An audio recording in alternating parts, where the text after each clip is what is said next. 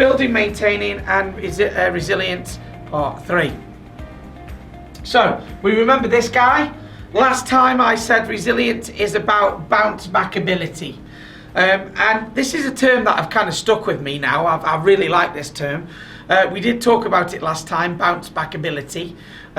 We also went through quite a large description of what resilience is, but for me, this is it now. This is the best description of resilience. Your bounce back ability, having the tools, having the armor, having the energy to be able to bounce back when that resilience is chipped and chipped and chipped and chipped and chipped away. Okay. You may remember this. We looked at this last time. Now I know that the writing on here might be quite small because it's white. I'm not quite sure if you can read that or not. Take care of yourself. We talked about that again. But the two that we looked at last time was active problem solving and meaning and purpose. So if you remember last time when we did this session last week, we did a section on active problem solving. And it's one of the best ways to increase your own resilience by actively solving problems. Even if it's not the problem that's causing the resilience to be chipped away. When we achieve, when we get over a problem, it's like an esteem boost. It boosts our esteem at that point. And it just brings that resilience, that confidence. Even, like I say, you could have 10 things on the go. One of them is particularly chipping away at your resilience, but you solve the other 9 in the day. You're you're better placed to deal with that one then at that point. So active problem solving we talked about last time, and also having a meaning and a purpose, which sounds very, psychological and very deep and all that type of stuff. But what's your purpose? What's your meaning? What's your I suppose they call it the raison d'etre or d'etre, the raison d'etre, the reason for being. What's your meaning in life, if you like. And again, I know that sounds quite deep and stuff, but if you kind of know that, then your resilience is harder to chip away. If you think your raison d'etre is to be the best mother or father in life, then the fact that you might get a bit of stress at work is, you can take that on the chin because it means you're providing for your family, and so on and so on and so on, But don't get mixed up with what you do and who you are. We did mention that last time as well. So, if you go to a Premier League footballer and say, who are you? They'll say, my name's John and I play for Stoke City. Yeah, even though Stoke City aren't in the Premier League, I don't need any comments about that before we get any, okay? But you can see the point I'm making. This is my name and I play for... Who said that? What was that? Somebody said something then. I don't know who it was. But somebody said something. Oh, we got some feedback. But if you said that my name is John and I play for... which is not really the question we asked. The question we asked was, who are you? I do this on training courses as well. I'll open up in the morning if I need to meet people, and I go, who are you? And what do you do? And people go, my name is such and such, and I am such and such. And the question wasn't, what's your name? The question was, who are you? And we get mixed up between those two questions sometimes. And if you're sitting there going, I don't know who I am, then that's pretty normal, because we don't really ever ask the question, who are you? What do you stand for? What are your values? What is your place? What is your reason for being, if you like? If you understand that, it's actually a lot harder for people or things or tasks or whatever to chip away at your resilience. Okay, it's actually a lot harder. Yeah. You think of some of the, doctors and nurses that have been on the front line during COVID. Yeah. If they didn't have a sense of who they are, I am a person that helps other people. I am a person that, is going to, keep working through this adversity, through these atrocities, because if I start working, then I'm not going to be able to help people. If you've got that, then that's how people get through difficult things, and so on and so on and so on. When I'm having bad business times, for argument's sake. So let's say first lockdown, everything stopped. Didn't know whether we could run the business or operate or anything. You keep going. I've got 3 daughters, so part of who I am is best possible dad. So it's a case of you do keep going because of X, Y, and Z. So understanding who you are, having that meaning and purpose, will help you when it comes to your resilience being chopped away.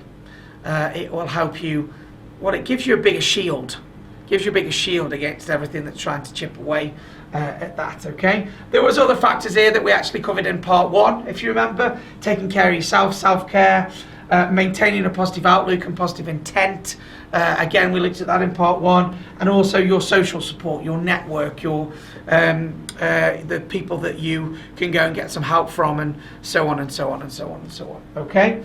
So again, that's it's called the resilience wheel of the different factors, and we looked at the first 3 in part 1 and these 2 in part 2, and now I've got some more stuff to add on to that for you today. Okay, so let's just take it back to the basics, right? And look at where our behavior comes from, and where the resilience gets knocked, and so on and so on and so on. Okay, so we start with our behavior. That's the bit that people can observe. Okay, people can't observe anything else. They can't observe the way you feel. They can't observe the way you think. All they can do is observe your behavior. Okay, and what comes out in your behavior is coming from deep down what's in. So let me ask you guys a question, right? So go to the chat box if you can, guys. There's 20 of us on here today, so hopefully I've got, some of you aren't doing emails and stuff and everything. Just a question. How can you see when somebody's resilience is being knocked? What do you see in their behavior?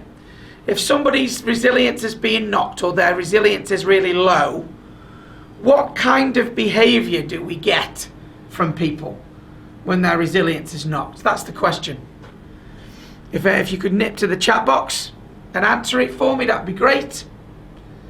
Yeah, so how do we notice people's behavior? How do we know? Okay, so Pamela's put less patient. Absolutely. So you could even go a bit stronger than that, Pamela, couldn't you? You could even say irritable. You notice irritable behavior, short-tempered, snappy,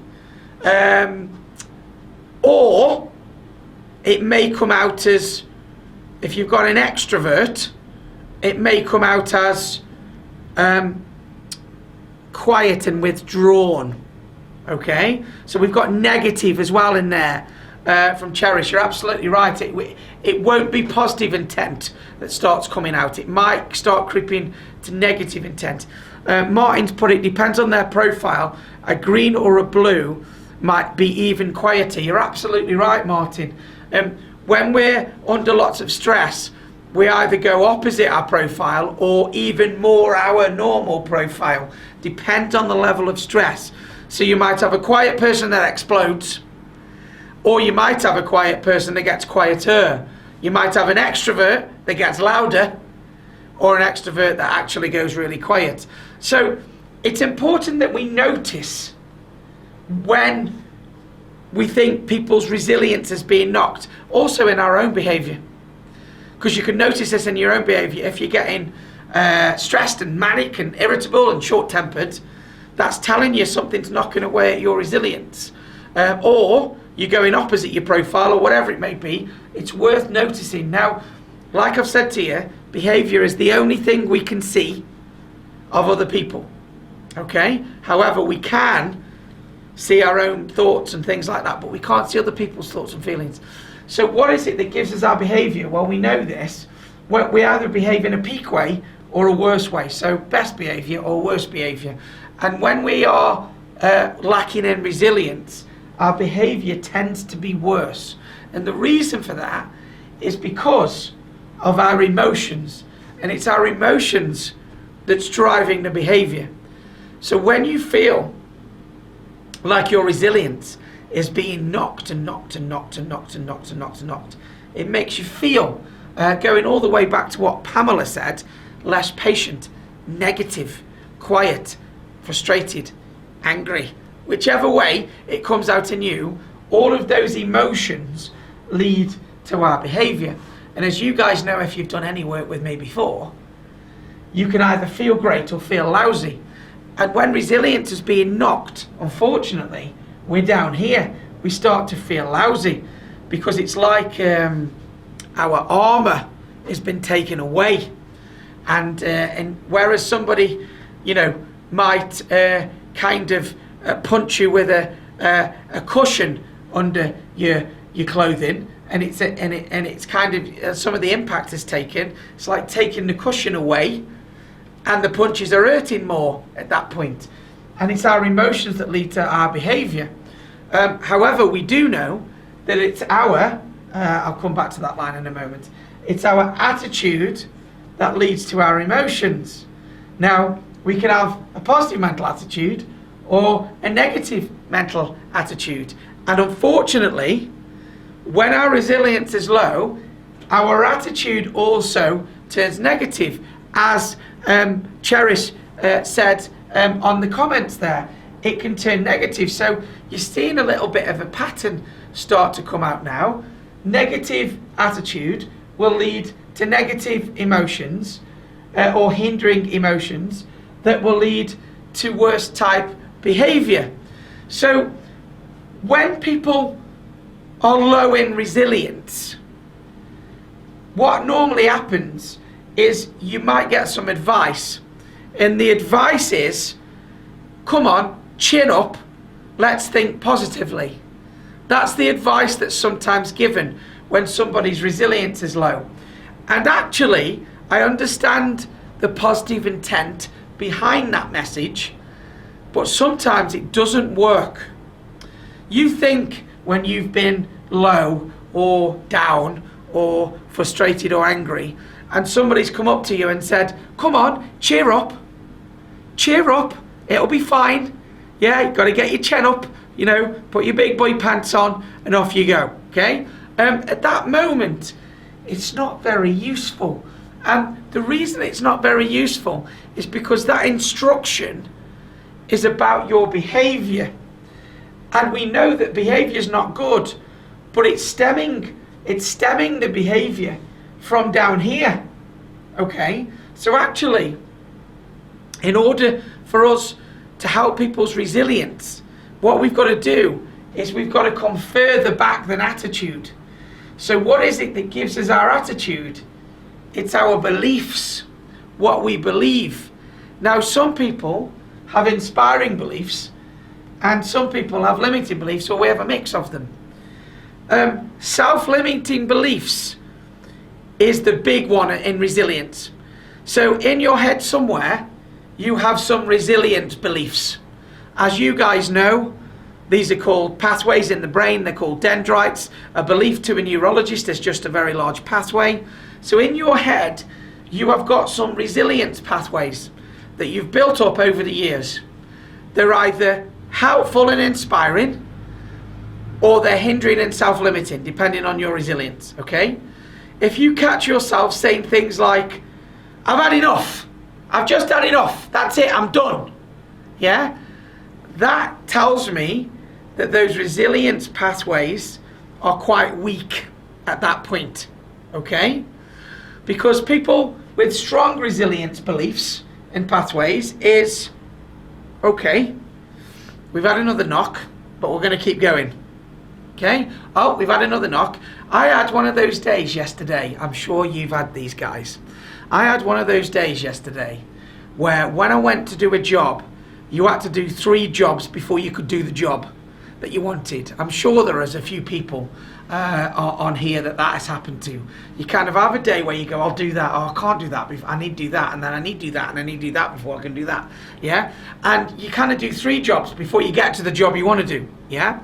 And I had a bit of a day like that yesterday, But the key is to kind of go, instead of going, this is a nightmare. I don't know why I'm bloody bothering. Yeah, it's a case of going, okay, one knock, get back up, move forward. One knock, get back up, go forward. In part 2 of this program, I used a Rocky quote. It's not how hard you can get hit. It's how hard you can get hit and get up and keep moving forward. So it's not how hard you can get hit. It's how hard you can get hit, get up and keep moving forward. Now, I know Rocky isn't the best philosopher in the world. I understand that, but I do like the sentiment of it. And if you've got that mindset, you can build that resilient belief. If some of your beliefs are, do you know what, I can only cope with a couple of things at a time, then on the third thing that goes wrong, your resilient dendrites, your resilient pathways aren't going to be strong enough in order to do that. So the question is, how do we make sure that we can have the resilient pathways in our head, the resilient belief, the belief that we can take it on the chin no matter what and keep moving forward? Well, it all comes back to your thoughts and the way that you're talking to yourself. And as you guys know, you can talk to yourself in a helpful way or in a hindering way. Okay? There's 2 kind of recipes. Talk to yourself in a helpful way. Build yourself some good, resilient beliefs. That'll give you a good attitude towards when you have knocks. That'll make you feel good and give you energy to give you the behavior you want to deal with the knocks. Or we can do the other thing. The other thing is we can talk to ourselves in a bad way. Build some more self-limiting beliefs and make sure your resilient pathways are weak, which will give you a bad attitude when things go wrong, that will ultimately make you feel lousy, have no energy, and get worse type behavior on the back of it. So just take that in for a moment, okay? We know that self-care is important, and we talked about, I think in part 1, about self-care and also being self-talk and talking to yourself in the right way in order to get the right behavior. But this is the reason why. If your internal dialogue is, God, everything always goes wrong. Oh, well, I can't cope with this. I can't cope with anything else going wrong. This is a nightmare. I don't know how much longer I can cope with things like this. If you're saying all of that stuff, those are the beliefs that you start to generate. Because remember, this is electrochemical information. The more you think it, the bigger the pathway, the bigger the belief will become. You know, I spoke to somebody this week where they said to me, I don't know how much more I can take of this lockdown. I don't know how much more I can take. Now, I understand where they were coming from, because occasionally I have had that flashing thought. I don't know how much longer I can take with this lockdown. Can't go out, can't do things, and so on and so on and so on. But actually, that thought is not very useful. Okay, I don't know how much more I can take. Okay, what that's doing is it's kind of then suggesting that you're going to get to a point where you just crash. So that line then starts to take over, rather than going, do you know what, we're in lockdown, I know we don't like it, but we'll keep going until we can do something different. You know, that's a better mindset to have in order to give you a better attitude, make you feel better, and get better performance out of the top. Okay, so just remember, when it comes to resilience, it starts here, but you may notice it in behavior. If you notice it in somebody's behavior, just trying to change their behavior by saying, come on, cheer up, let's get on with it, won't necessarily have the right result. In order to help somebody effectively, we've got to come back to what is their beliefs about their resilience level, what is their beliefs, and a lot of this stuff is made up, by the way. Okay, people say, well, you can't go out anywhere. Well, you can go out to exercise. And if you can't do your job from home, then you go to work as well. In my case, I have to go and pick my children up as well from my ex-wife. So I've got like 3 reasons why I could go out the house. I can go out the house to exercise. I can go out the house to come to my studio because I haven't got a studio at home, and I can go out of my house to pick my kids up. So there are, rather than people going, well, you can't go out, you can go out. but for different reasons, obviously, yeah? So we do make a lot of this stuff up and make it worse. Remember the old phrase I like, I'm having a nightmare. Yeah, people very rarely have nightmares during the day. They're just exaggerating to make it a little bit worse. But of course, you're going to get all of this going on. And then if you get more than a couple of things like that at once, all of a sudden, it breaks that resilience down. So bear in mind, if you're going to help yourself, it starts with your beliefs about how resilient you can be. If you're going to help somebody else, notice their behavior, but then try and help them with their thinking and their beliefs, because just trying to change their behavior won't necessarily do the job. Okay? Won't necessarily do the job. Okay, so this is something called the internal triangle. I've used it, I think, once on a leadership program, but when it comes to it, there are 3 areas that we look at, okay, in order to be successful. Goal, desire, belief, okay? Now, the resilience part comes in your belief, as you know. So, in order to be successful, you need to know what you're aiming for. What's the goal, okay? So, this is why when we went into lockdown back in April last year, end of March, April, I did a session quite early on about having a new routine. And the reason why people needed a new routine is because they were working at home now, they weren't working in an office, they may have had children around to do. The reason people need a new routine is because of this bit. We need to have a goal. The reason why this pandemic has been so difficult, or challenging, should I say, is because there's been no end goal, has there? This is why the Prime Minister is under pressure to release a plan out of lockdown, which I believe is going to happen on the 22nd of February, okay? And to be fair to the government, though, we've had resurgence of new variants and so on and so on and so on. But there's been no end date. There's been no goal. There's been, I think at Christmas, the Prime Minister said, we should be out of this by the spring. Businesses can start planning and so on and so on and so on. And I think to a certain degree we might be some way out of it by the spring, but that's if a new variant doesn't kick up, of course, again. But not having a goal to sit on or aim for is left people stagnant, which is why having a daily routine where you know what you're going to do and you tick off your tasks and stuff, those ticking off the tasks build your resilience. So where possible, have a goal, and if lockdown is one of the things that's knocking your resilience, then have some goals for what you're going to do after lockdown, okay? You don't need to know how long that is away. You don't need to know, is it a month or 2 months or 3 months? Just choose and get a list of things to do when you're able. This is something I did with my 2 youngest daughters at the weekend. So my 2 youngest daughters, unfortunately, I've now obviously fallen into the trap of not going out at all.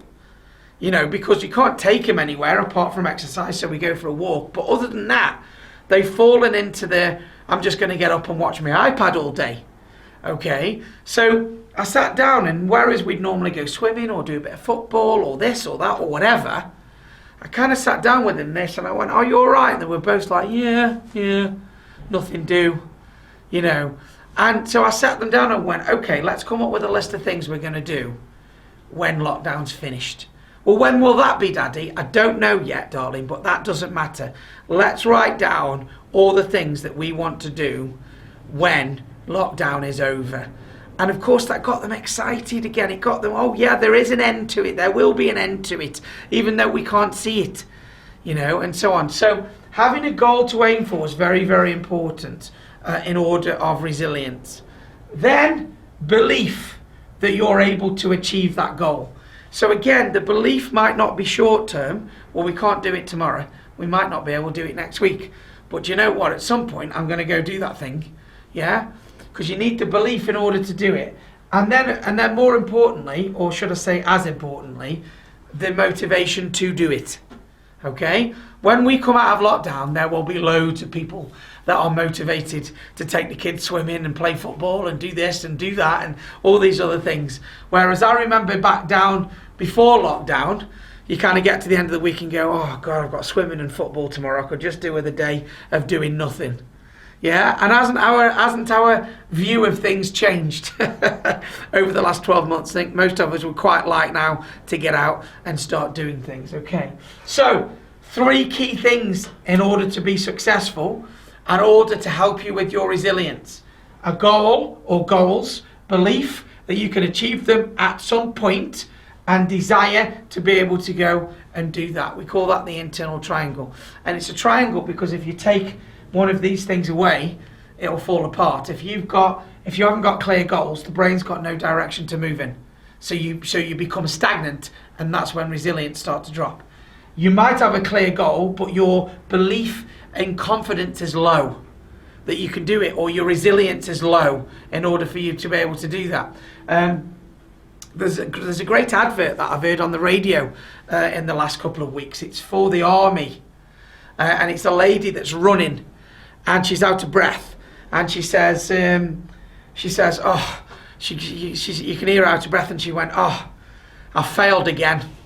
I failed by 40 seconds on this run again, but that's okay, because yesterday I failed by a minute, and the day before I failed by 2 minutes. So I know what I need to fail at tomorrow, and then I'll get to my end goal. So it's a great little example. Quite like the advert, actually. It's a great little advert of failing's okay. You've got to have belief that you can get there. And then, of course, the desire to actually do something. It's important for me that I take my children out for a walk. They don't want to go out for a walk, but if I don't take them out for the walk, then they're in their house all weekend on their iPads and so on and so on and so on and so on and so on. Yeah, and so, but sometimes I fall into that. Oh, do you know what? It's freezing outside. It's cold, and we can't really do anything other than a bit of a walk. And but it's important that you increase the desire to go and do what you need. All of these things will build resilience. Okay, if you're doing these things, it will all build resilience. So when life, when the stuff hits the fan, should I say, and life throws stuff at us, we've got the resilience to keep going, to keep moving forward. Okay. So resilience definition. A couple of questions to think about. What difficulties have you faced in the past and overcome? So using your recall memory with resilience is quite useful. How many of us in the future will use COVID as an example of something that we dealt with and got over? In 5-10 years time, let's say, you're going through something in life, or the business is being affected or whatever, and you can look back and go, God, you know what? If we dealt with a global lockdown 3 times, do you know what? We can nail this. Yeah, we can crack on with this, can't we? Yeah. Our late Captain Tom, for those that know Captain Sir Tom, I saw him being interviewed, and he said the Second World War was a bit of obviously very, very tough and very, very hard, but it made the rest of his life better. Not that he'd wish to go through it, but it turned him into the person of going, do you know what? We've dealt with a world war. I'm pretty sure we can deal with whatever comes at us now. Yeah, and that's why, his saying, it will be brighter tomorrow. Tomorrow will be a better day. Yeah. So again, what have you faced in the past and overcome that you can remind yourself of to increase that resilience? How did you overcome it? Obviously there. What difficulties have you faced and struggled to overcome? Why did you struggle? What difficulties have you faced and struggled to overcome, and why did you struggle? So the first one is very much about what you've done and how you nailed it in the past. The second one is really about what have you struggled with in the past, and why have you struggled? Because if you can work out why you struggled in the past, you can take that learning and then apply it to your future as well. Okay. So there are some building resilient skills here. So I'm just going to run through these. one or two new ones in there for you as well. So let's have a quick look at these. I apologise, something's gone on with my PowerPoint slides this week. The writing's quite small, so I apologise. I'll tell you what they are if you can't quite see the words, okay? The first one is strong relationships. So having that network of people around you in order to be able to support you when you are low or your resilience is low, who can you go to and help rebuild your resilience, okay? Planning and delivery. Again, this comes back to planning out what you're going to do, delivering it, and more importantly, celebrating success, okay? Even little successes. I did a session this morning that some of you were on, tick in the box, that's the success. I'm doing this section, tick in the box, success. I've got 2 till 4 this afternoon, when I've done it, tick in the box, success. I've got 5 till 9 this evening that I'm working to a session, tick in the box, success, okay? But when I woke up this morning, I kind of went, oh, God, you know what? I've got a 9 till 9 day today. But you know what? I'm going to tick off each one at a time, be quite pleased with myself that we've done these things and get through the day. And before you know it, it'll be 9 o'clock tonight and I can go home on the back of it, okay? So planning and delivery. Positivity, helpful mindset. We've talked about this a number of times. Very, very important in order to keep resilience up. Self-confidence, okay? So the stuff that I was talking about earlier about building those belief pathways is confidence. The more confident you are, the more resilient you will be, okay? It's as simple as that. So if, you know, like some of you have come on, well, like all of you have come on these sessions, one of the best ways to increase resilience about a subject or about something in your life is learn more about it. You can learn about resilience itself, which you guys are doing, but if there's one thing in particular that's causing you some resilience, then learn more about that thing, because it will increase your confidence level in that subject area, which means you will automatically become more resilient, okay? Communication skills. You might be thinking, what's communication skills got to do with anything with resilience? Often, people get knocked because communication isn't what it should be. So, if communication is always clear, straightforward, and understood by both parties, it's much more effective to increase your resilience or keep your resilience. Sometimes we hear messages, or we don't quite tell people how we're feeling or why our resilience is down. So it goes two ways, this does.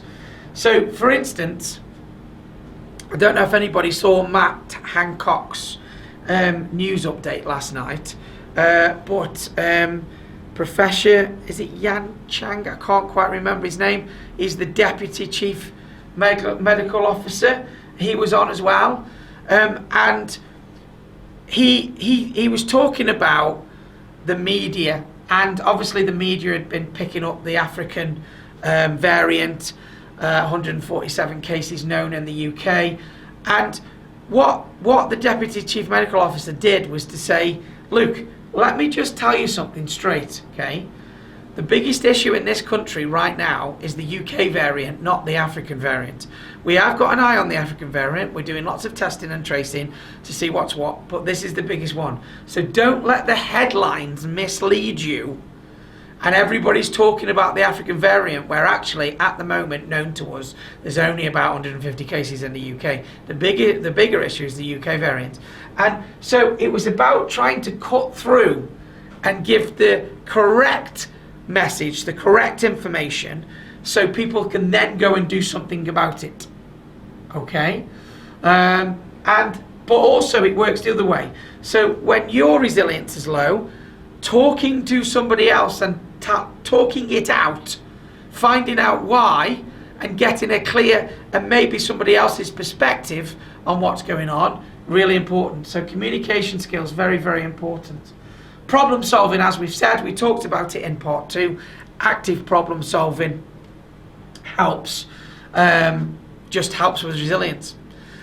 Even, like I said, please hold on to this point, even if you're solving a problem that's not the major cause of your resilience drain, okay? Because you'll feel better straight away. It will increase your self-esteem, okay?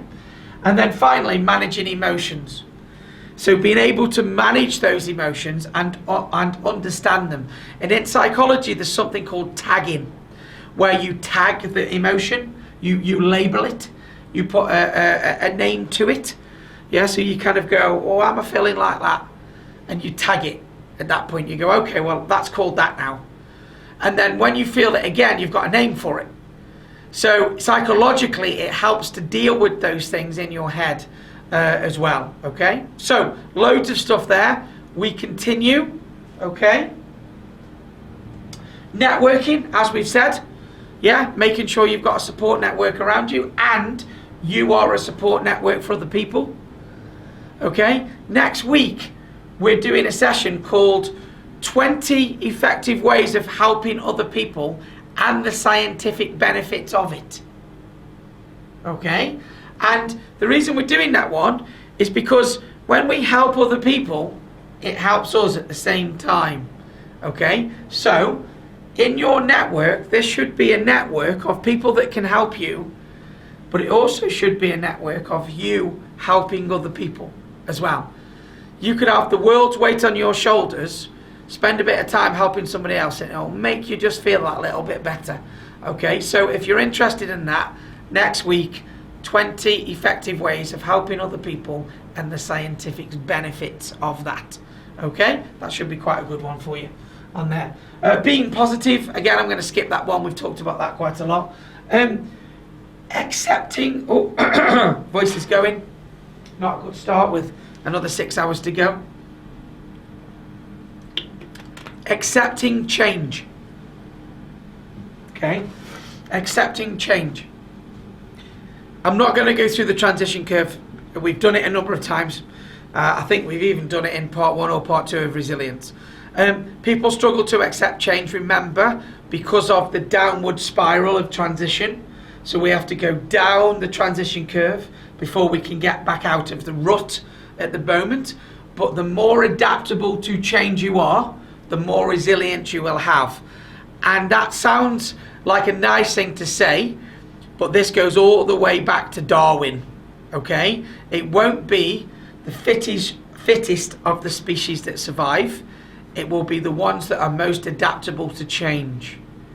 Okay, so all the way back to Darwin, right? If you believe, you might believe in Darwin or not, but either way, the species that survive in our evolution are the ones that have been most adaptable to change. It's exactly the same in a business.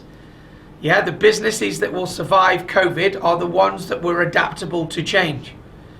Okay, it's as simple as that. If you're in a business that hasn't changed in any way, then you might find it really difficult to actually run your business in current times. Okay, the ones that have changed quickly and changed a lot are the ones that have been able to, some people have been able to flourish during this COVID time from a business point of view, and so on and so on and so on. Other people have just changed so that they can keep the revenue coming in at the same rate, and other people haven't changed at all. Okay, so ability to change is quite key when it comes to resilience. And if there's anybody on this session that thinks I haven't done any of that change work with you, John, then please go and look on the YouTube channel, your YouTube channel, because there's loads of stuff on there about change and why we don't like it and the stages we go through and all that type of stuff. Okay, so go check that out, right? Setting goals, as we've said, part of the internal triangle. You need something to aim for. Even if you haven't got a timeline, what are you going to do after lockdown? Set some goals. Some of you will probably already have them. Taking some action, actually doing something, increases resilience. Sitting there worrying about it won't help. Okay, actually physically taking some action, okay, we'll do something.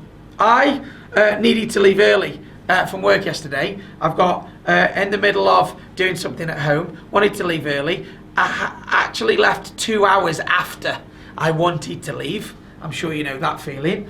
And so when I got home, I didn't have time to do what I wanted to do. So I could have sat there and gone, well, I haven't had time, that's another wasted opportunity. But instead, I just did one part of the thing that I wanted to do. And it took me about an hour, and I feel a little bit better now that I've done that. And you know what, I can do the other one tomorrow night, and so on and so on and so on. Okay? So take some action. Never underestimate yourself. Now, in psychology, this can come back to self-talk and everything else that we're talking about, but it's okay to big yourself up. Okay, now this might be alien to some people, because at school we are taught in this country to don't show off, don't blow your own trumpet. It's actually quite useful sometimes to remind yourself what you're good at. It's actually quite useful to go, do you know what, I'm good at that, and I'm good at that, and do you know what, I've done a great job there. If I don't say so myself, I have done a good job. Yeah? Now, you don't have to share this information with the world. That might be perceived as being arrogant if you share it with other people. That's what arrogance is, by the way, telling yourself you're great in front of other people. Yeah? Well, you don't have to do that, but you do have to tell yourself you're doing a good job sometimes. You're doing well. Keep going. Well done, John. Good job. And so on and so on and so on. I had a bit of a good job moment this morning. We made a sale in the organisation. We've got a little gold bell in our offices. When somebody makes a sale, we ring the bell, we write it up on the board. That was my little well done for today so far. So we need that kind of thing, okay? So don't underestimate your own ability, and actually big yourself up sometimes. That will help you then stop underestimating your own ability as well, okay? Maintain perspective. This comes back to the phrase, I'm having a nightmare. Yeah, very rarely do people have nightmares. So sometimes we have to maintain perspective. A little bit like I said earlier on, we can't go out. Well, no, you can go out. You can go out to exercise, you can go out to shop for food. It's not we can't go out. So we do like to over-exaggerate things that then knocks our resilience. So again, keep things in perspective. What does it really mean, rather than what are we perceiving it to mean, okay? And look after yourself. When we talked about that, I think in part 2, diet, energy, sleep, exercise, all that type of stuff, okay? So quite a lot of factors, as you can imagine. We're coming to the end of part 3 of this resilience course, and so there's quite a lot to it when you look at it. So let's just look. I've got 6 different elements. There's 3 here, just to finish off the whole resilience part, piece 1, 2, and 3. Okay? So, resilient people view difficulties as challenge. Okay? So just bear that in mind at the moment. One of my old bosses, he never used the word difficult, ever. He would always substitute the word difficult with challenging. And it's something that I've tried to take forward. I don't like ever looking at things and thinking they'll be difficult, because difficult has a negative connotation. When we say the word difficult, we almost have the feeling of this is going to be hard, rather than the word challenge. This is going to be a challenge. But if we succeed in the challenge, we're going to be able to celebrate success, and we probably learned something along the process as well. So my old boss didn't even deal with difficult people. He just had challenging people. And he looked at it that way, because if you see somebody as a difficult person, you automatically will go into a fight or flight stance when you're dealing with them. So this is a nice little concept that you could potentially take away. And this is an action that you could take away from this session. All of this week or next week or whatever for the month, the next time you say something that's going to be difficult, change the word to challenging. Because I know you might think I'm playing semantics with words, but it does have a different impact into your brain chemistry of when we say something is difficult rather than challenging. You will very, very rarely hear politicians say things are difficult. They will look at challenges and things like that. Why? Because if you say the word difficult, people go, aha. You know, I lost count of when Boris last did his update and how many times he said the word challenge. Listen out for it, because you'll hear them say it, okay? So, little application for you to take away there, okay? Resilient people don't have difficulties, they have challenges. So substitute the word difficulty, but challenge, over the coming weeks.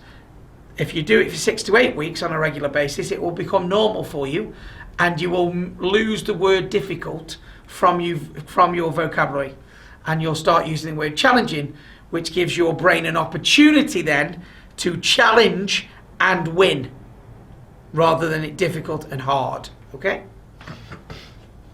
Resilient people are committed to their lives and their goals. Again, talked about that earlier. Goals, what do you want? Lives, who am I? Okay, what's my reason for being? If you know what those things are, you are committed to those things, which means you are pretty much unwavering.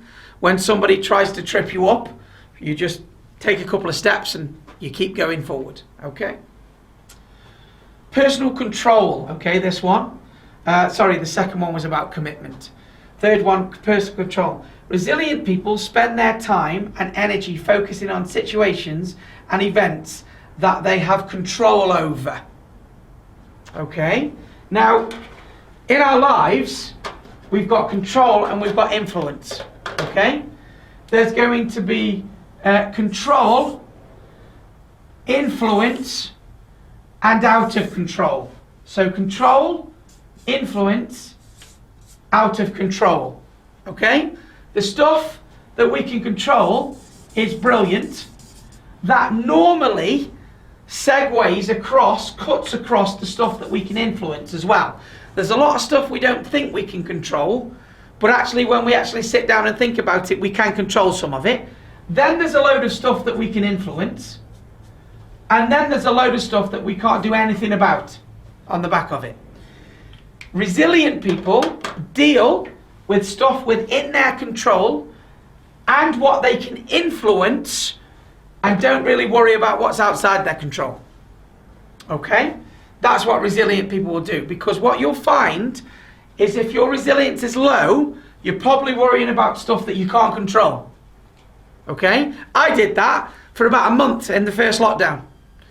I was trying to, figure out when we could come back, when businesses were going to open, when schools were going to go back. And over time, and it started driving me mad. It started knocking my resilience. Didn't feel great. I've got no control over it. And my red profile, a high red profile, is quite a controlling profile. So I like to feel that I'm in control as well. Not happening, okay? It got to the point where I thought, this is making me bad. So, what can you control? Well, you can control doing your training via video conference like we are today. That's about it, John.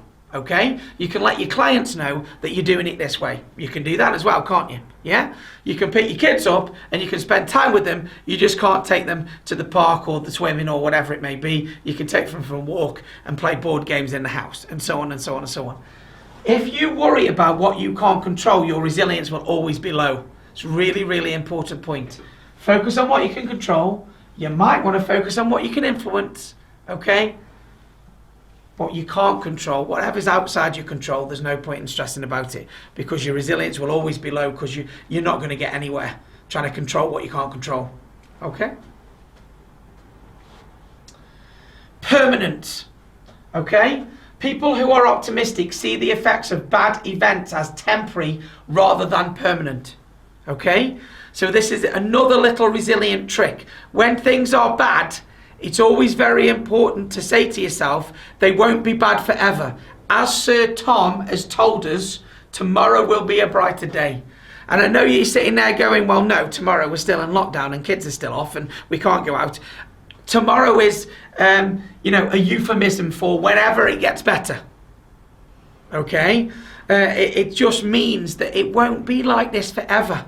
I know it's felt a long time because of ups and downs in this. If you'd spoke to me last March, I'd have said, well, it won't be any more than 3 weeks. They can't lock down the country for any more than 3 weeks. They can't have kids missing education for any more than 3 weeks. That's ridiculous. Yeah, that's what I would have said. And then it didn't happen. And then I tried to control stuff I couldn't, until I got to the point where I went, you know what? There will be a brighter day. There will be a brighter day. It will get better. This is just temporary. It will get better as we go with the vaccine rollout and everything else, okay? Persuasiveness. Resilient people don't let setbacks or bad events affect other unrelated areas of their lives. Again, another great point. You've got 5 areas of your life: work, family, health, exercise, money, whatever. You've got all these areas of your life. One of them goes pear-shaped, and humans are very, very quick to go, everything's gone wrong. Where actually, it's only one particular thing in one particular area that's gone wrong. Yeah? One of the biggest things that I've reminded myself of, that I believe that I've been lucky with through this whole pandemic is, you know, let me just touch a bit of wood over here. There we go, touch the door. You know, all through this stress and strain of everything going on, I'm safe, my family is safe. You know, so even though this is affecting lots of areas of people's lives, I'm trying to pick up on that. Okay, well, that's good, that's not bad, that's good, that's temporary, and that's temporary at the moment. Personalization. People who have resilience don't blame themselves when bad events occur, okay? It's not always your fault. We do this quite a lot as humans. Something goes wrong and we go, oh, wonderful, brilliant, great. Yeah, now I'm not talking about COVID here, because I don't think anybody thinks that. But the day-to-day stuff, you do something and you're like, oh, why has that happened? Why didn't I see it? Why didn't I look at that? Why wasn't I prepared for it? And then we beat ourselves up. So not only is your resilience low because a bad thing has happened, you then beat yourself up for it, which makes your resilience lower. So you're in a catch-22 at that point. Rather than going, okay, it happened, maybe I should have done something different, what can I learn from it, and make sure I apply going forward. Okay? So just to finish off for you, a couple of minutes left, a couple of key learning points for you to take away. Change chips away at resilience. Okay, so you've got to be adaptable to change, like we've said. Move out of the rut into the exploration phase of change where you can. Thinking, emotions, actions, results. We did this way back in part 1, and you've seen me do it a number of times. If you want some better results, you've got to change the thinking. Today we talked about thinking, changing the behavior of resilience and noticing that resilience.